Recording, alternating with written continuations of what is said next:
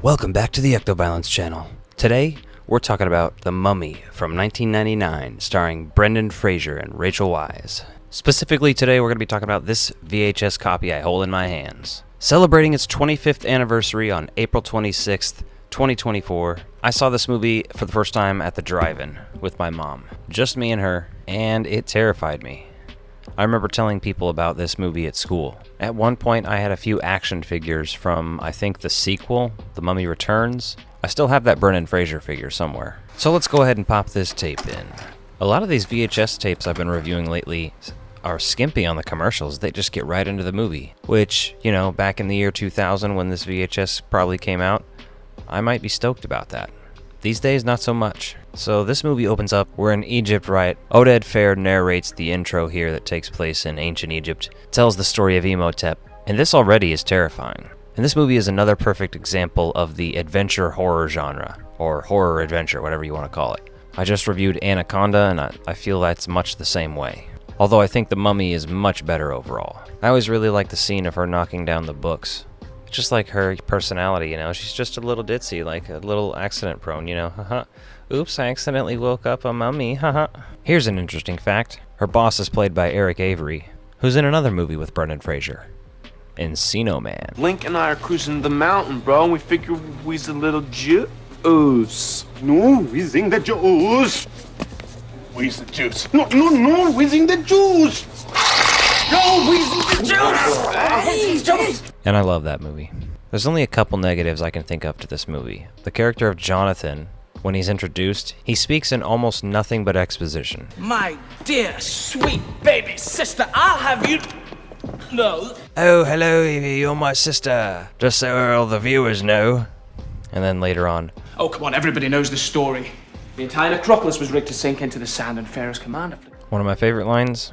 Yeah, I was there. You swear? Every damn day. No, I didn't mean that. I know what you meant. I was there. Setty's place.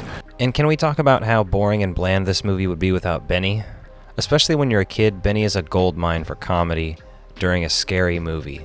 That is until his horrifying death at the end. There's just a ton of battle scenes in this that I kind of... like, the only one I really enjoy is the boat one. The rest of them I can kind of do without, at least in terms of like humans versus a bunch of other humans. One of the best exchanges between O'Connell and Benny is... Hey! O'Connell! It looks to me like I've got all the horses! Hey, Benny! Looks to me like you're on the wrong side of the river! Now obviously this movie takes a lot from the Indiana Jones franchise, but I'm not complaining about that. Temple of Doom is my favorite Indiana Jones. There's some pretty interesting and horrifying deaths in this movie too. It's not like super gory. I mean, you see plenty of rotting flesh and skeletons, but there's not a lot of blood, or entrails, or organs, or anything. He that shall not be named.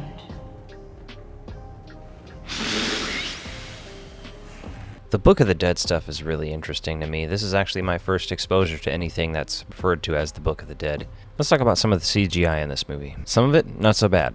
Some of it, you're like, yeah, this is 1999, this is acceptable. I think they should have gone practical for the corpse of Imhotep. Everybody was way excited with this new technology everyone was using, and I'll be the first to tell you I don't entirely hate it. It's nostalgia for me. Some of the Beatles stuff looks okay, some of it looks ridiculous. The face in the sand stuff doesn't look too bad, I don't think. And later on at the end, they use practical mummy effects. And it feels like sort of a callback to the Universal classic mummy movies. Undead, almost zombie-ish mummies. Wrapped in bandages. Completely practical effects. At least until they're doing crazy shit. There's some pretty cool stuff in here, though, that as a kid I didn't even notice because some of the dialogue around it, it's something that as a kid I didn't pay attention to. Like the water and all the drinks turning into blood. And then the fire starts raining down. Look how crazy that looks. Somebody get me the Ghostbusters. And him regrowing his skin back on just reminds me of Hellraiser, but like, not as good. This clip of O'Connell throwing the chair at Benny. Well. Let me guess. Spring cleaning. Has become a meme recently. I'm all here for it. This is the point I think where he looks the scariest when his face is almost human. He has 2 humans to go. Look at this black cloak. Wait a second, he is Voldemort. Another one of my favorite bits is Jonathan trying to blend in when he's running out of the building to start the car, and all the slaves of Imhotep are marching down, and he just like joins him and is like, Emotep. I still chuckle at that. Another one of my favorite characters is Winston. This guy just can't wait to die. He's tempted into helping O'Connell when he tells him, you probably won't live through it. Then we get the iconic face in the sand scene. I feel exactly the way Benny does.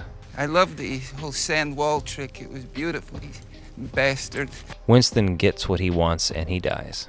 Yet another one of my favorite effects from near the end of the movie is the like ghost stagecoach or carriage coming down and carrying like his immortal soul away. Simple, like just transparent blue ghost effect, but I love it. You know, I think the cast does a really good job. I think this movie is very well written.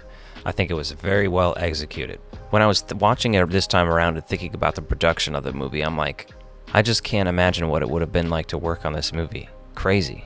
Shout out to the director Steven Sommers because you did a great job, my friend. I enjoy this movie. You know, I always will have a special place in my heart for Brendan Fraser anyway. I grew up watching Encino Man, later on Monkey Bone, Bedazzled, The Mummy, Airheads. I really miss the guy being in more stuff, but I'm glad he's back. Rachel Weisz, as always, did a wonderful job. Her performance is inspiring. I love her character. Evie, who makes literally everyone else look stupid in comparison. I love her. If you couldn't tell by now, I really like this movie.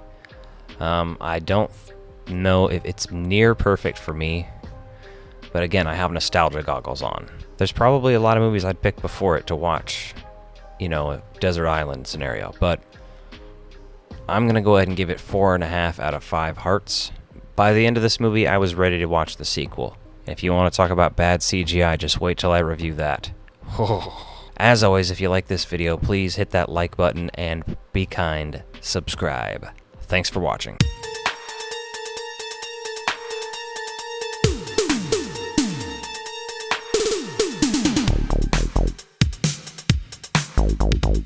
Bye.